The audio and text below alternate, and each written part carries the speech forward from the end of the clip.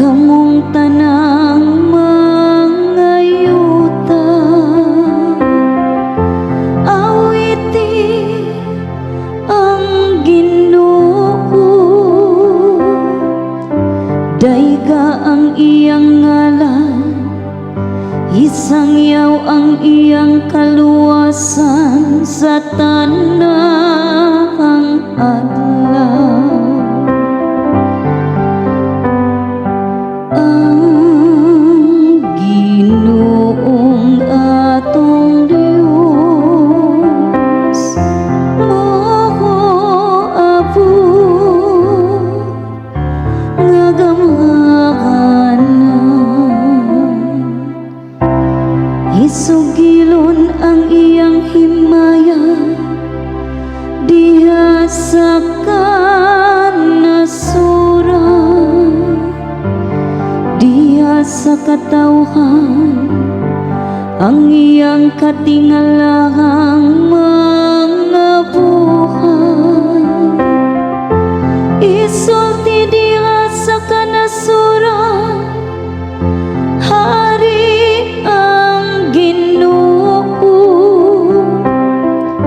nagamando siya sa katawhan diha sa kaangayan.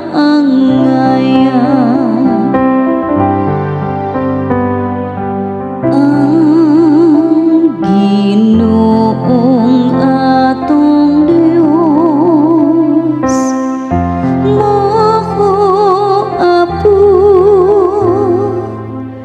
nga gamhanan,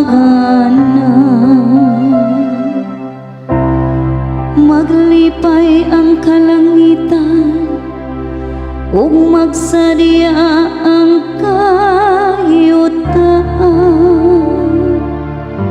ang dagat ug ang nakapuno niini palahanugan, maglipay ang kapatagan ug ang tanan nga anaa kanila, unya ang tanang mga kahoy sa kalasangan magsadya. Ang Ginoong atong Dios moho abot nga gamhanan,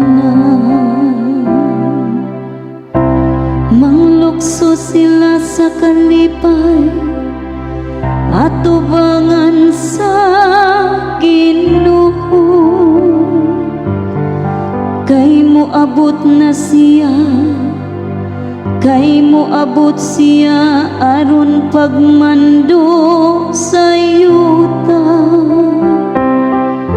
magmando siya sa kalibutan, diha sa katarong ug sa katawhan, diha sa iyang kamakay.